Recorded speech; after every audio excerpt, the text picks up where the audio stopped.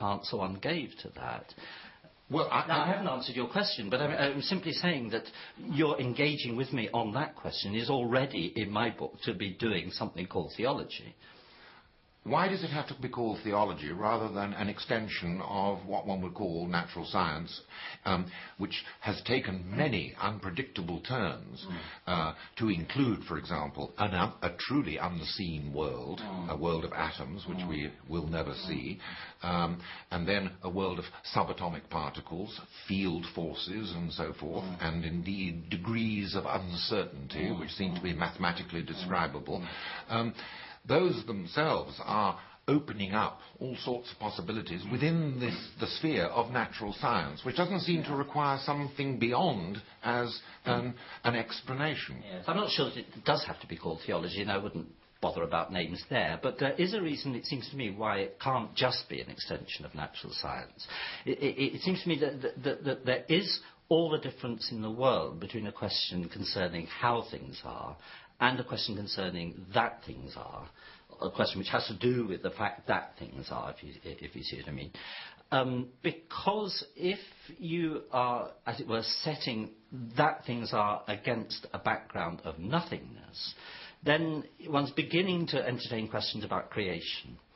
And the classical theistic doctrine of creation is that creation is ex nihilo, out of nothing. Now, it's a curious expression, as Thomas Aquinas pointed out, that nothing isn't a funny kind of something, of any kind. As he said, there isn't a kind of thing that the name nothing names. I mean, there are philosophers who go about as if it did.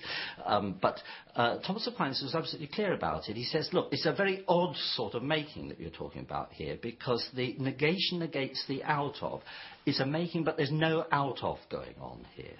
Yes, but you see, one of the things that always worries me about these fathers and these theologians. I mentioned, by the way, so as to prove that I'm not a one-off. Oh, no, I know. Because I mean, this is classical theism. No, I know it's been going on a long time, this sort of stuff, but it always seems to me to be rather similar to the rather brilliant piece of improvisation that my friend John Bird did when he played the Frog Footman in my production of Alice in Wonderland.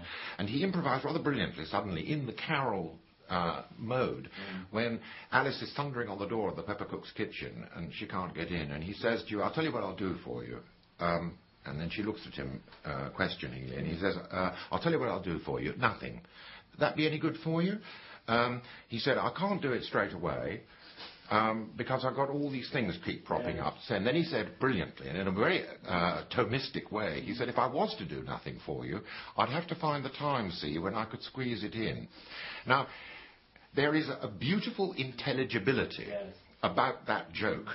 But the reason why it's a joke is that we know that he's using nothing as if it were something about which we can talk. But then I can't get my mind around the notion of this omnipotent creator existing in this nothingness, who then creates something out of the nothingness or brings something about, leaving the question of why is there a God at all?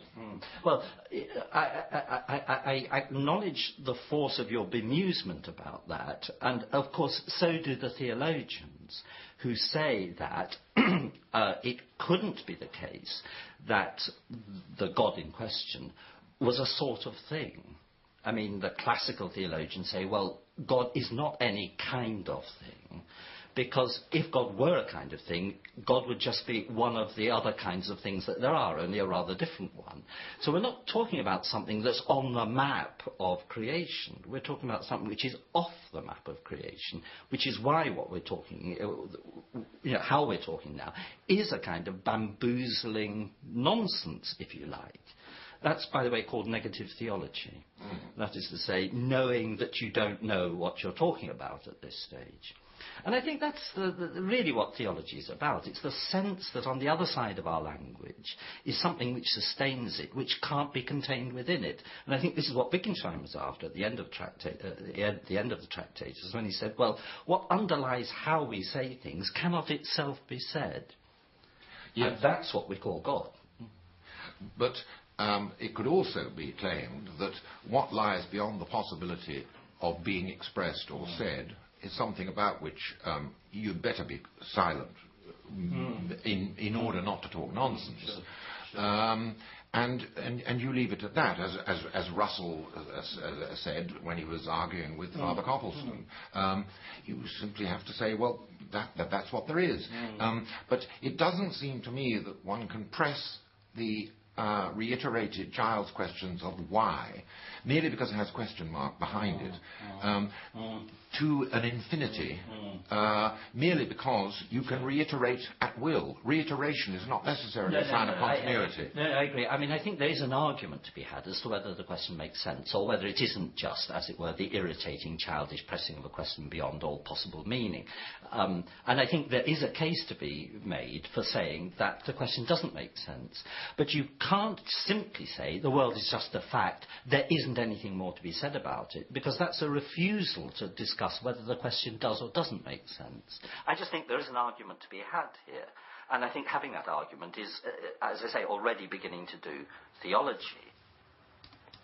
Well, as you can see from all this, theology, modern or otherwise, can be maddeningly obscure.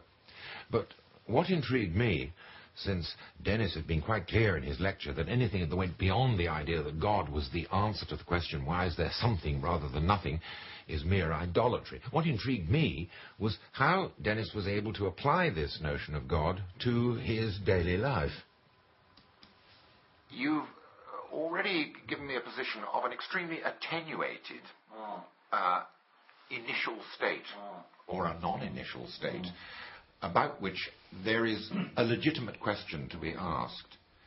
Now, it seems to me that the way you describe it, it is so attenuated, this nothingness, that I find it hard to, see it as being a content of belief, such that it could animate your life, give energy to your moral existence. Well, here's a sort of soundbite answer.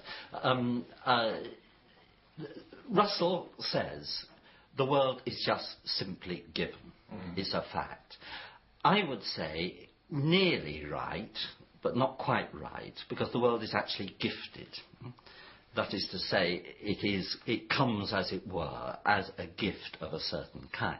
In other words, it is given in... It is given in the sense in which there's a giver. Yes. And whatever it is accounts for the fact that there is what there is going to be the giver, the creator, the giver, of this. And so existence is a certain kind of gift. I mean, my existence, or anybody's existence, or that there is anything at all, is in the manner of a gift.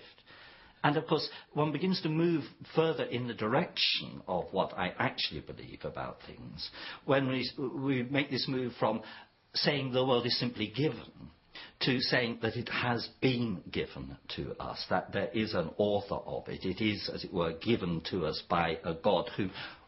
And a further step down that line is that this is not an ironic gift. This is a gift of a good and loving God. Now... There are all sorts of steps that have to be taken to get from that very, very primitive grid about the Creator up to that sort of point. And there are many obstacles to taking those steps with any degree of confidence. One of them, of course, being the immediate problem, the problem of evil.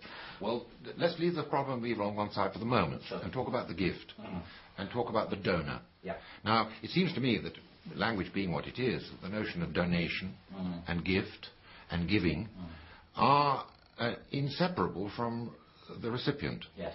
Now, what I would like to know is, to whom is the gift donated? Yes. Now, the only things that are in a position to be conscious recipients are, in fact, human beings. Yes. Now, if this donor is preparing this gigantic box of gifts, why is it that it took so long to create the grateful recipient? Why were there eons of non-recipients? Sure. Is any other world possible than this world? I mean, one can invent possible worlds. In fact, on some account, some cosmologists' account, all the possible worlds do exist. Indeed, they'd have to exist for this world, which we know of, to be the way it is. I mean, it's one of the ways of trying to explain how come we've got what we've got. But leaving that out of the question for the moment, why not this world? Is any other world Well, I have to reply to you in all ignorance that I'm not a good enough physicist or mathematician